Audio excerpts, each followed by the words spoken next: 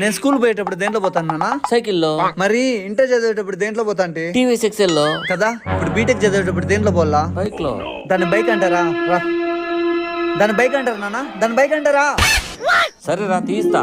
ఒకటి అడుగుతా చెప్పు. అడుగునానా? స్కూల్లో నీ ఫీజు ఎంతరా? 5,000 నాన్న. ఇంటర్ లో నీ ఫీజు ఎంత? 50,000. రేయ్ మరి బీటెక్ లో నీ ఫీజు ఎంతరా? 5 లక్షలు. మరి 5 లక్షలు తీసుకుంటా పరా, నీకు బండి కొనిస్తా. నానా రేయ్ పోరా. ఏడ పెడితే వీడు ఎత్తుకుని పోయినాడా?